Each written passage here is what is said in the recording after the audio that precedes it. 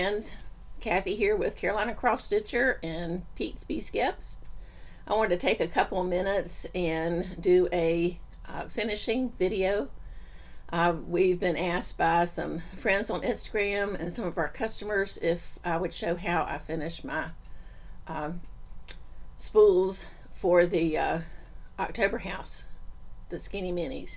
So I took a couple of minutes and I've recorded a video, and I might have drawn it out a little bit, but I wanted to really be sure that people that have never finished before this type of finish, that they'll have some good ideas for their finishing, and that they'll feel confident in doing that. So I'm right in the window, so the light is really blowing everything out here. Yeah, I don't know if I were to move out of the, anyway, you'll see it in the videos. Watch the video, and I hope you learn some things, and let me know what you think. So anyway, I've missed you guys. I'm hoping to get back maybe and do a whip parade. Maybe I can get started again on FlossTube doing a whip parade. I still do have a lot of whips, and I do a lot of stitching for the shop because I do all the models. So that takes up a lot of time, but I love it. Stitching is stitching, right?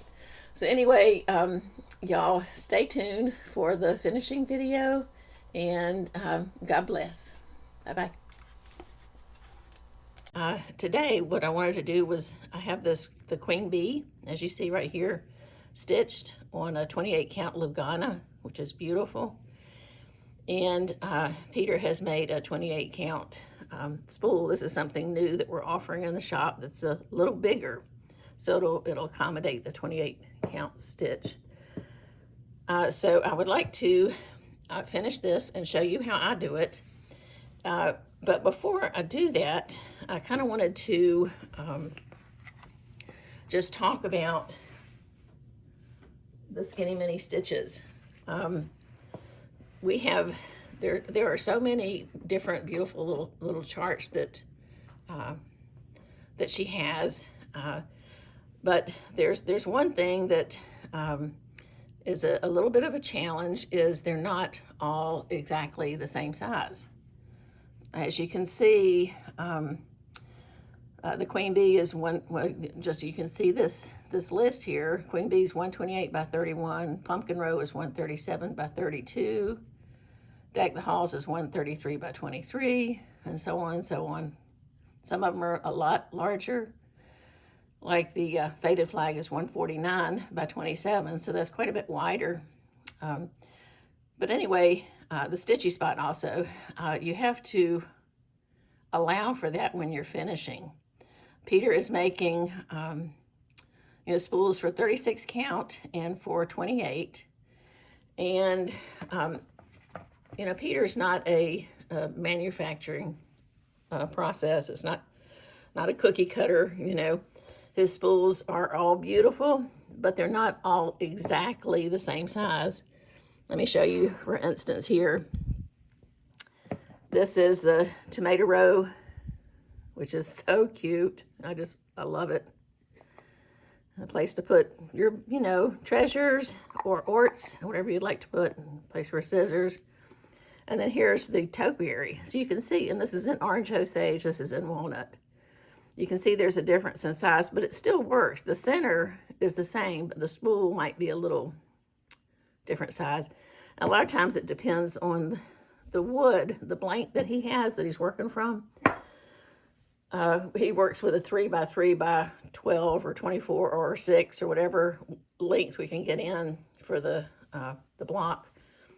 But even though it says that it's a 3 by 3, it's not necessarily that. It could be 2 3/4 by 2 3/4 by 12 or whatever. So a lot of times it ends up being less, like you see here, for the top and the bottom. And that's simply because the blank that he's working with is a different size. This is probably the easiest finish in the world you'll do if your chart is a little smaller, not exactly the same width as the spool. If it's the same width, there's another technique that I use that I will show. I'll do another little video for that. You still can work with it, but it's a different finish. So, but this is really so easy.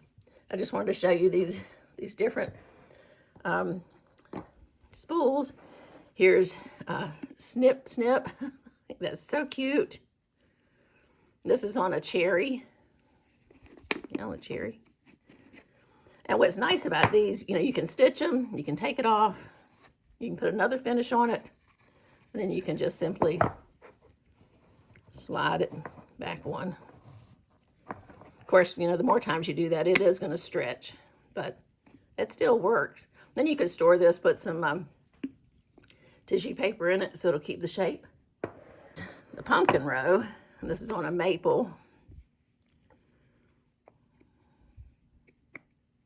Linen is a lot harder to work with than Aida. This is another method. I'm not real pleased with my finish. It's the first time I've done one of these, but it's a learning process. So I learned some things from this that I will adapt, when I do another one that is larger and then I need to make it puffier so it will fit. And here's the faded flag, which I love this one so much. This isn't an ort, it's actually a spool.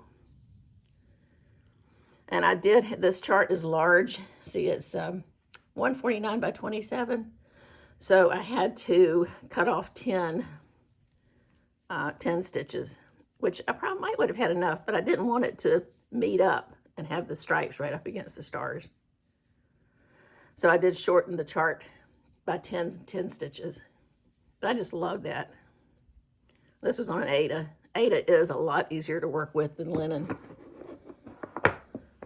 And I haven't done Lugana before, so this is going to be a new learning experience for me. There's a few things that you need for this, not much. You need a rotary cutter, which I'm a quilter, so I have rotary cutters, or scissors. Need a ruler and a tape measure, a cutting ruler, so you can cut. You need SF 101. That's what I use to go around my stitch. And this is the SF 101 by Pellon, Shape Flex Interfacing. It's very lightweight interfacing. And it has smooth on one side and a little bumpy on the other. And this is the side that you fuse. The only thing with this is the directions have you use a steam iron.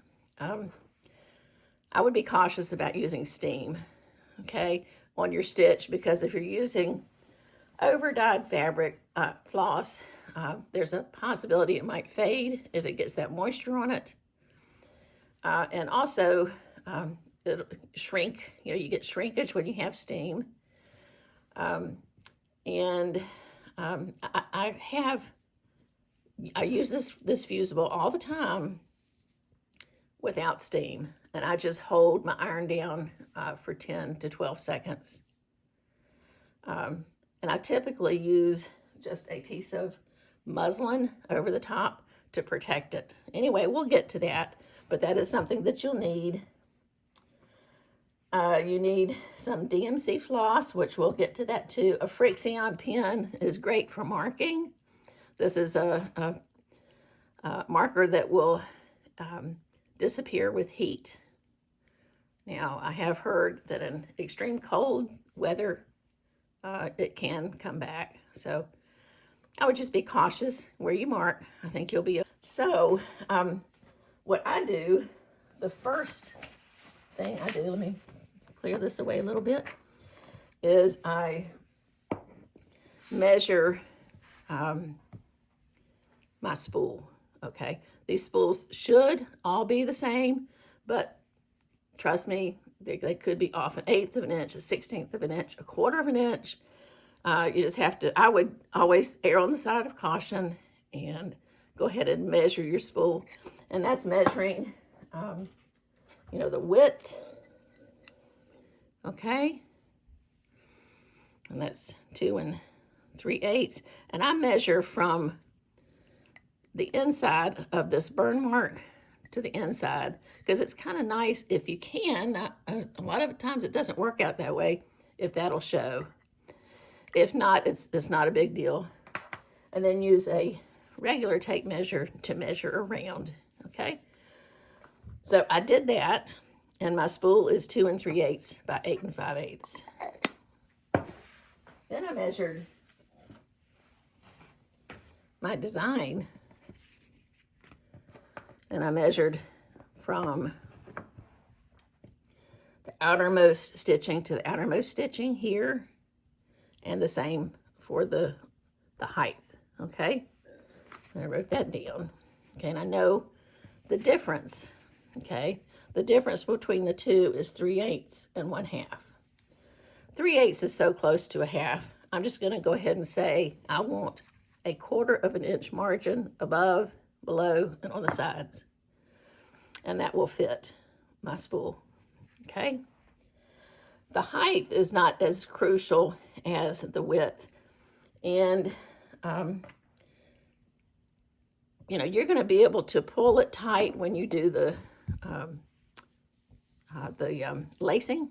You'll be able to snug it up tight, okay? Or if you do the buttons. Now we'll get to how you want to finish. There's so many different ways you can do on finishing, but we're jumping ahead. The first thing I do when I'm getting ready to stitch, let me scoot that out of the way, is I find a DMC, or I wouldn't use Overdye for this, that will blend pretty well with my fabric, okay? This is DMC 424, and I think that's going to blend pretty well. I'm going to come up, count 1/4 of an inch, how many stitches it is, and I'm going to do a back stitch all the way across. Same with the bottom. Come down 1/4 of an inch, see how many stitches, do a back stitch, and the same with the sides, okay? I have done a back stitch around my piece, 1/4 inch away from the stitching. I forgot to mention that this beautiful fabric, this blue fabric, is from Bee Stitch Me. It was a fabric of the month called Neptune. And oh, I just thought it was so perfect for this. In the camera, it looks a little darker than what it actually is, but it is a beautiful sky blue. Okay, so what I'm going to do for my next step, and what I recommend for you to do if you are if you have a sewing machine and you're comfortable with it, is the 1/4 inch that you've already done around this, go on your sewing machine and stitch a 1/4 inch away from that. What that's going to do is going to protect your fabric from raveling so much. You won't see it, you know, from the top, of course, but it would just keep this from raveling so much and aid when you get ready to turn it over. So that's our next step. I did a 1/4 inch stitch away from the edge of my back stitching. And what we need to do next is I cut 2 pieces of SF101, the size of my spool, okay? And what we're going to do is we're going to take one of them and we're going to center it in the back, right inside of the back stitch lines. Cut just the slightest little bit off of the width and length, so this will fit inside. I would really like for it to fit more like that inside of the back stitch, okay? Because that will help when it comes to turning. If the SF101 is over that back stitch, it makes it a little harder to turn nicely and neatly. So I'm going to trim this down, set it in the back, stitch the bumpy side, or not stitch, but put the bumpy side to the back of the stitch inside of that back stitch line, and press it and get that to adhere. Okay, I wanted to show you how I trimmed this down just the slightest little bit so it will fit nicely inside of that on the back of the stitch. I don't know if you can tell. See how that's inside of that. And so it's ready to be set into place with a dry iron. And I take on my wool pressing mat that I use for quilting. That works great for your stitch pieces if you have one of those. If not, just double up a real soft towel and put it face down. And I have a piece of muslin that I will put over the top. I'll make sure this is nice and centered and put it over the top and then press it into place. So this has been fused down and it's you know, where it needs to be, and you can see that it gives it some nice shape. Doesn't make it too stiff. Now the next step is what I would do is I would come in and I would cut just a little bit beyond this 1/4 inch mark. That's the stitch line that I just did on my sewing machine, on the top and the bottom. On the sides, I would go a 1/4 inch beyond, because you want a 1/2 inch to work with on this side here. We might end up trimming that down a little bit more.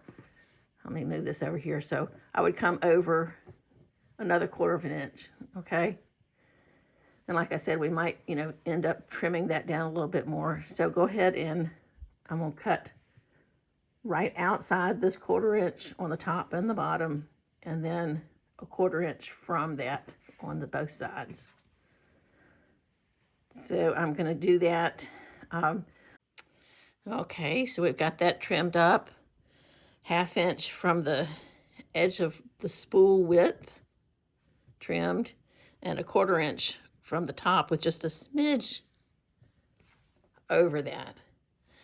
So what we're gonna do now is we're gonna take it, and it's really hard to see here, but we're gonna take it to the iron, and where this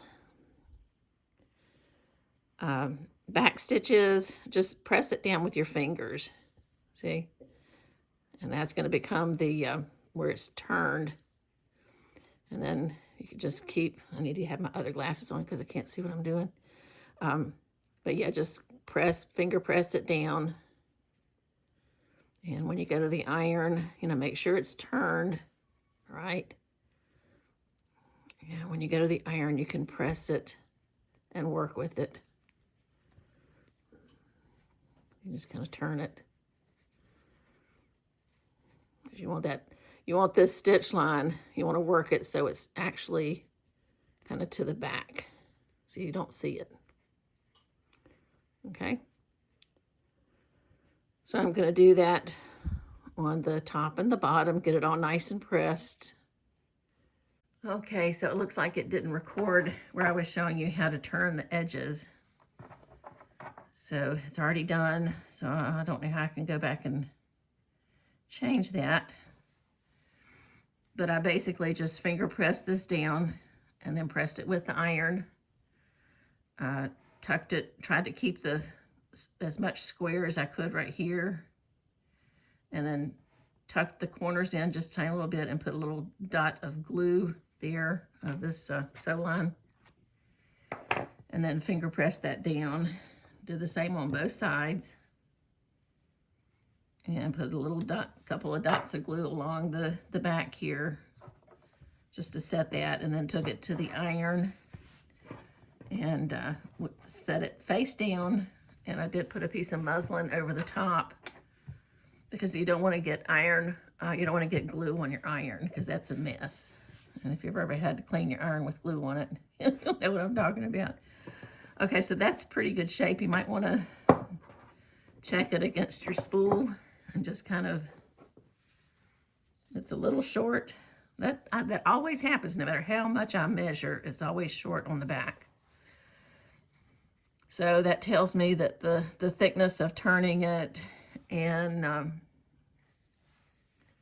the SF101, even though there's just one layer, is still, so I didn't do too good on that. I should have allowed for another quarter of an inch. But that's okay. I mean, we can lace it pretty with maybe a gold lace or something like that. So the next step is, we've got our second piece of SF101, and that's going to become the permanent way of adhering all this down. And you see it's a little too large. We cut it the size of the spool. Yeah, see, that's what happens. That's how much we lost there.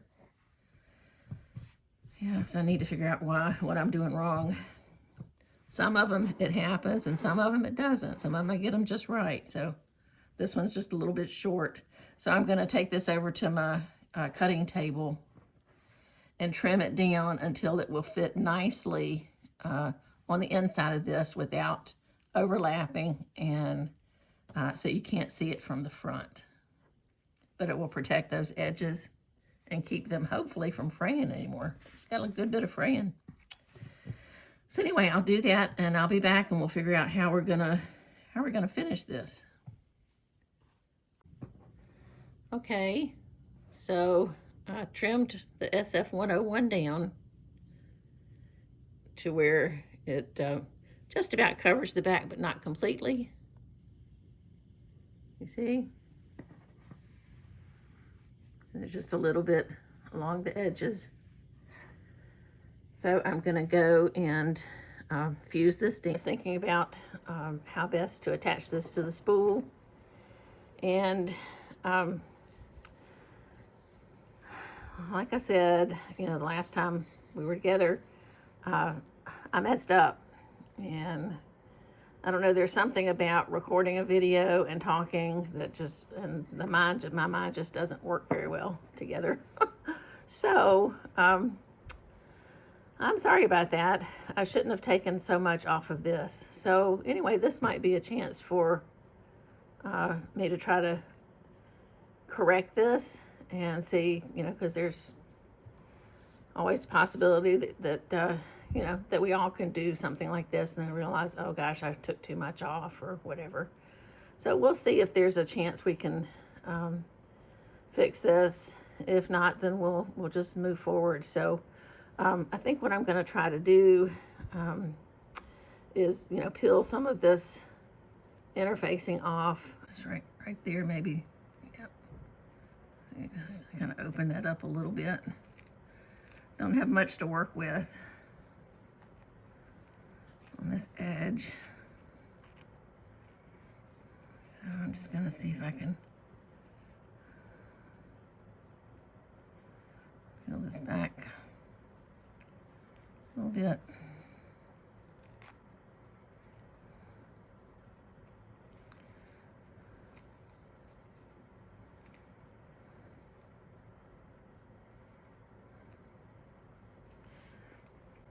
I'm just going to peel this back.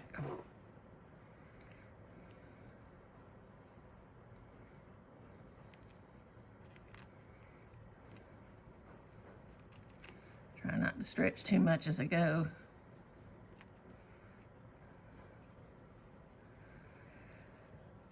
Okay, and then we'll just try to open this up. Hope it won't fray too bad.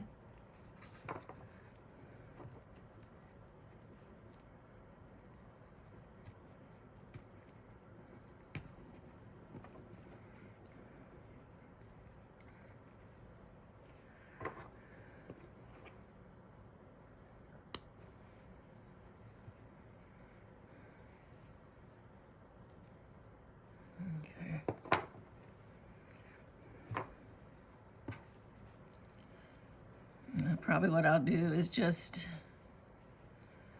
go ahead and take that next stitch out. I'm gonna get my seam ripper. So I'm gonna go to the iron and see if I can iron that flat, and then I'm gonna try to turn it right there and press it down. And that'll give us a little bit more. Hopefully that will work. So if we come back, yeah, see, that'll work. if I can get this to stay. And we'll be putting a new piece on.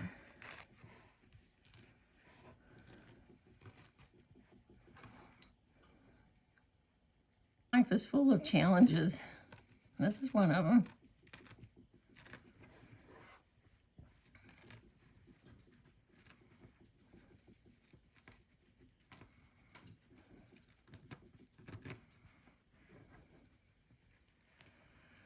Okay.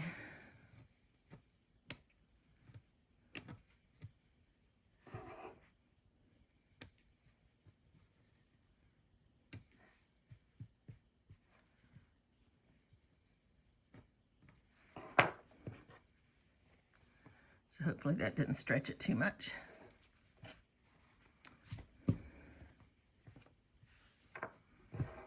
Okay, iron's just about heated up.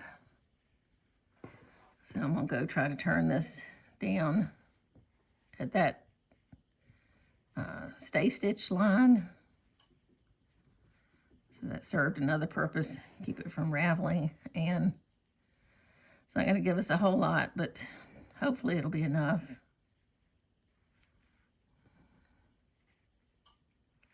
We'll see.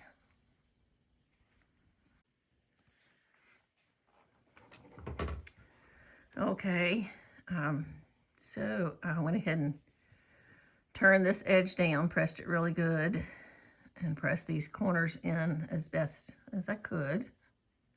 Tested it on the spool before I gave it a good final press. And that's going to meet up pretty well. A lot better than it did before. Just a 1/4 of an inch makes a huge difference.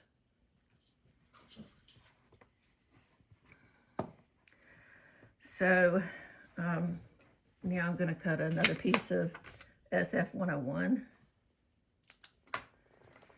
And I just want it to cover, you know, like it was before. So just to lap just a little bit over. Okay, so we're going to say 8.5 by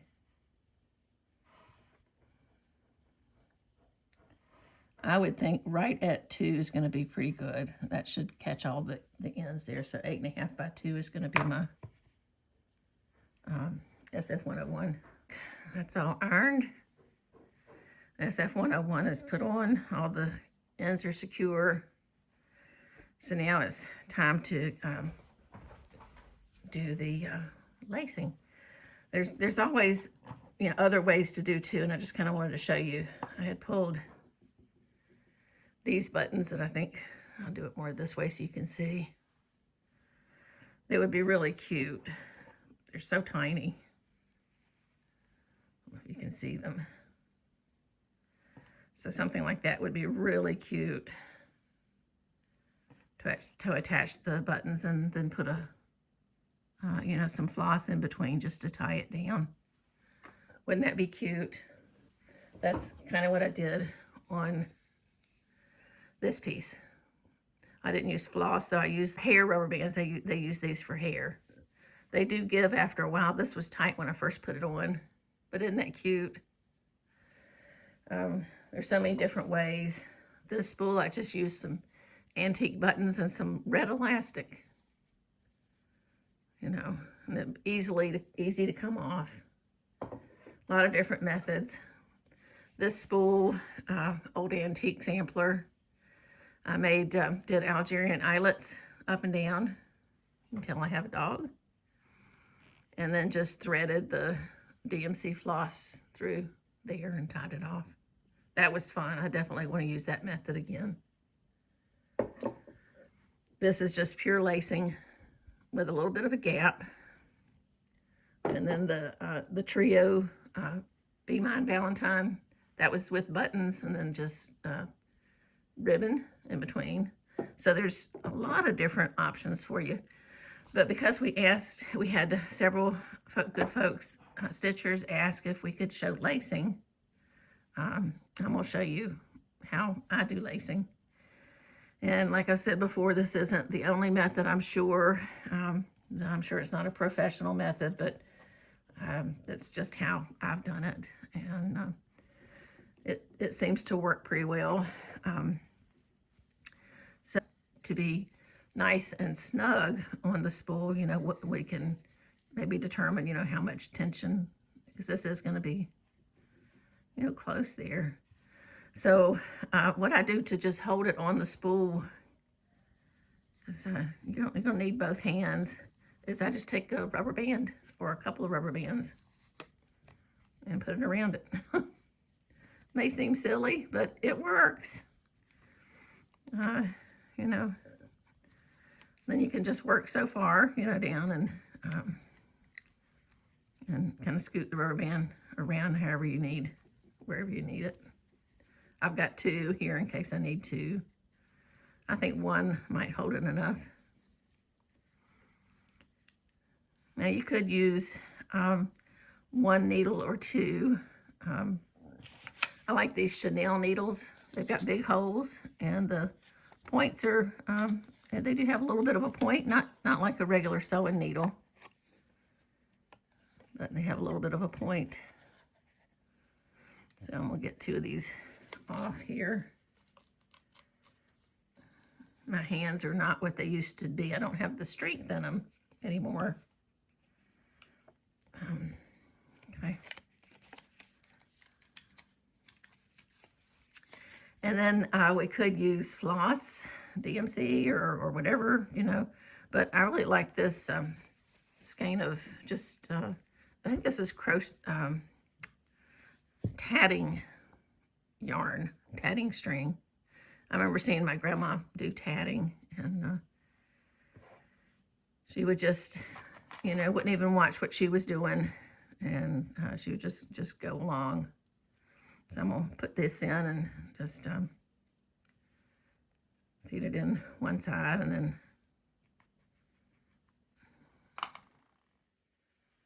I'm gonna get a nice long piece here. I don't know how long.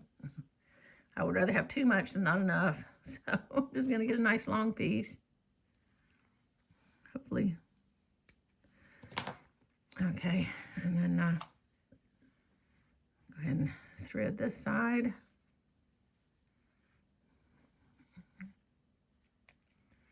And like I said, I can't watch what I'm doing and do this too, so I'm hoping that I'm in camera.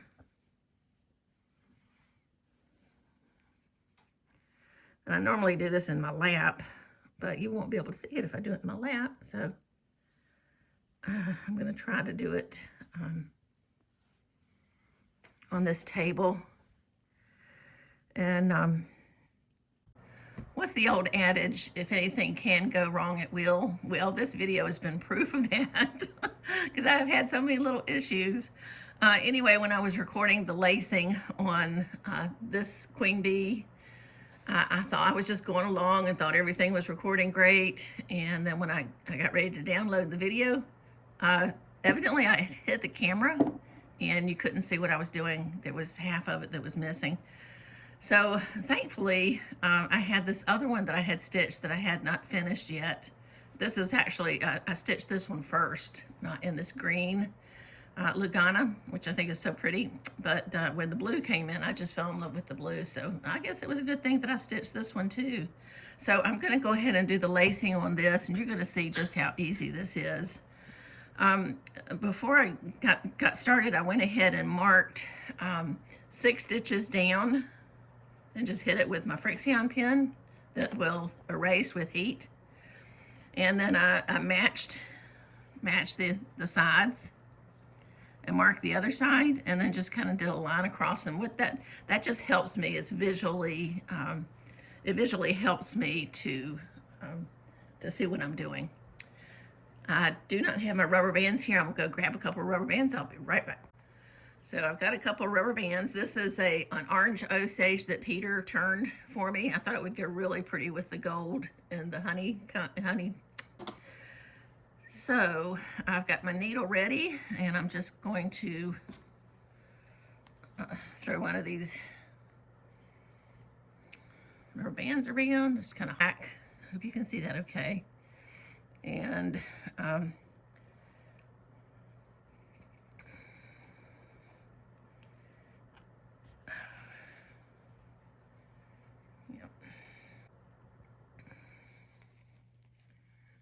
Go in the other side. And it might not be exactly in the right hole, but it's going to be close enough. Okay.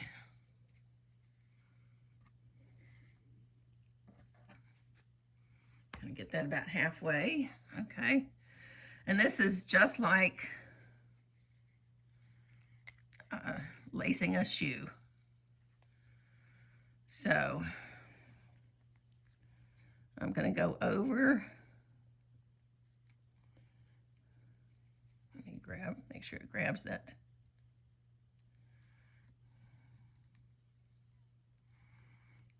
We are going through 2 layers of fabric plus a layer of fusible SF101. So it's a little tricky getting it in. If you have a problem, you can use a thimble. Or sometimes I'll grab a pair of needle nose pliers. Okay. And it's better if you do this on the spool, and that way you can snug it up as you go. And we can always, snug it up at the end too. So we're just going back and forth.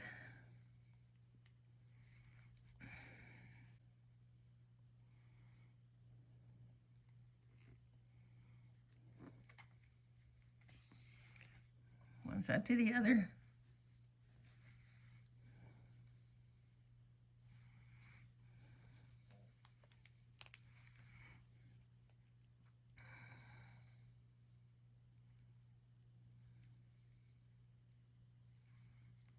One side and then do the other side next. I have tried to do both of them at the same time, and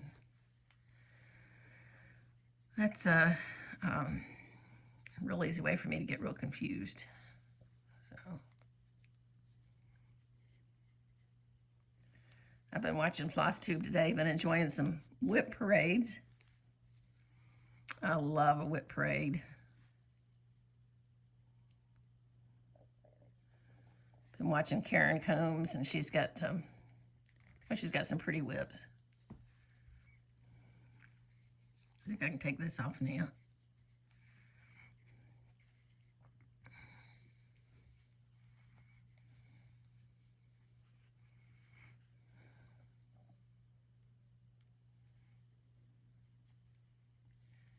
And I don't mind them long. I kind of like them because that way I can put them on and just go on about stitching or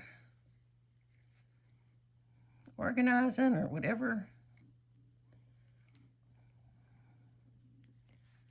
Look up every couple minutes when they pull a new project out. Sure do get a lot of inspiration by doing that.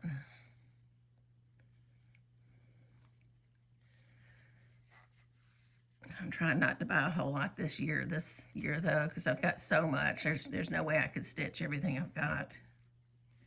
Now we've got market coming out, and that's, oh boy, there'll be a lot of temptation in that. Well, that's good. Keeps the industry going. That's what we need. Okay.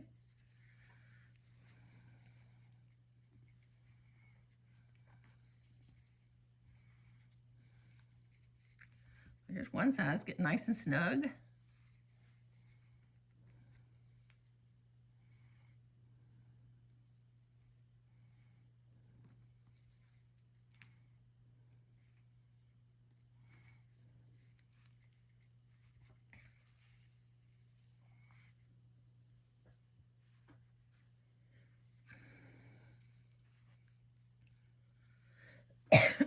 Excuse me.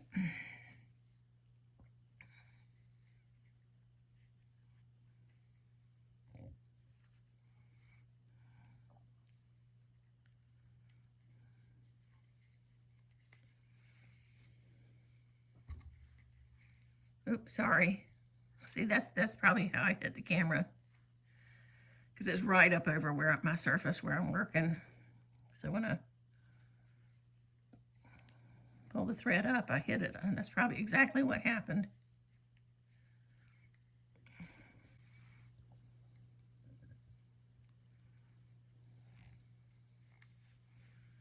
So you get the idea.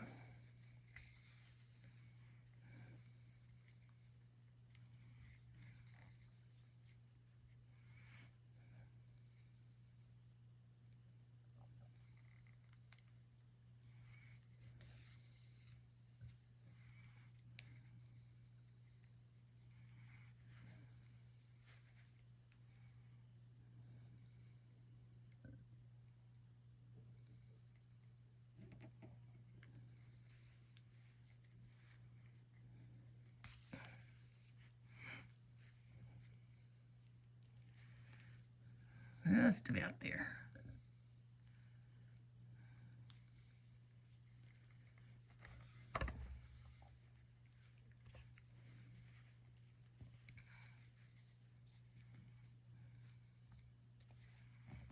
I don't know about y'all, but I sure do miss Vanna Pfeiffer's. She was so talented, such a talented finisher, and shared so much of her talent with us all, and taught us how to do things. But now her videos aren't there anymore, and I miss that. I hate that. I hope she'll come back one day.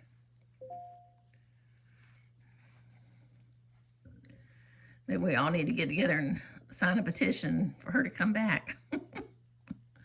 Come back, Vanna, we miss you. And I just got a knot in my thread here.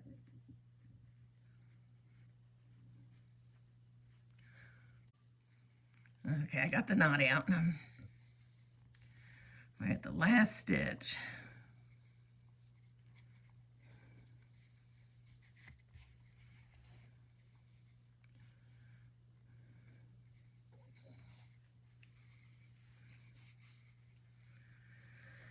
That looks pretty good.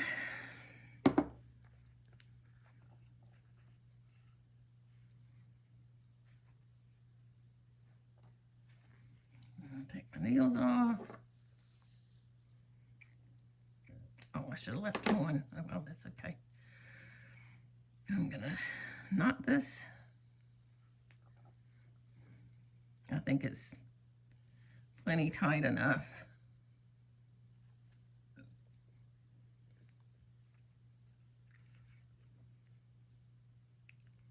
Do another knot. And we'll turn it inside out and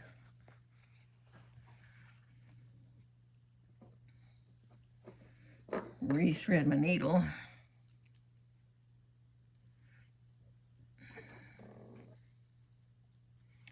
I'm gonna use this one. I think it's a bigger eye. Is it?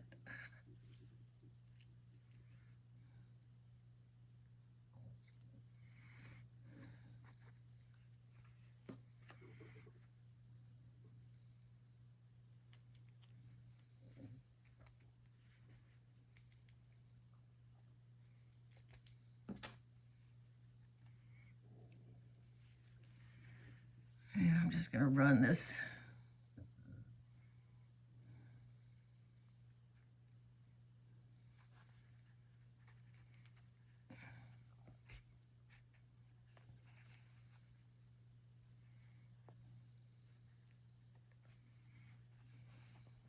through the back, hide the ends a little bit, or you could have, left the length on there and just tied a little ribbon like I do on a lot of them. But the other one, this is how I did it.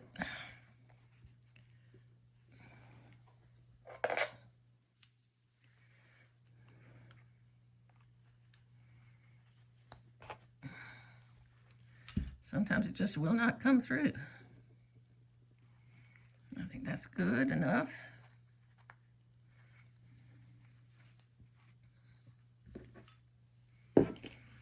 Needle nose pliers come in handy.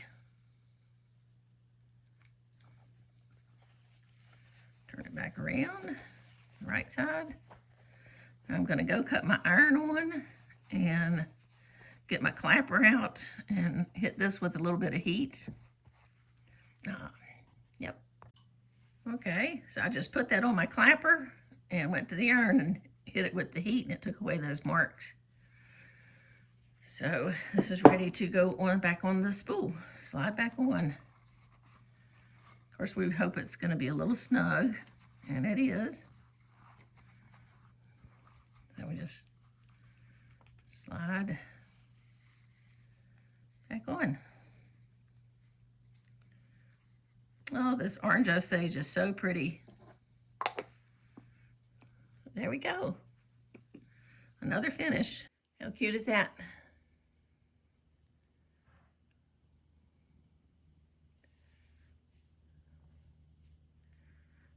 Little of the burn mark shows, which I love that. I think it turned out really cute. The queen bee. And we've got more margin in between there, so that does look a whole lot better. So the queen bee has a sister. Isn't that an easy finish? I told y'all it was so easy. Let me know what you think, and I hope to see some of y'all's finishes real soon. Take care and God bless.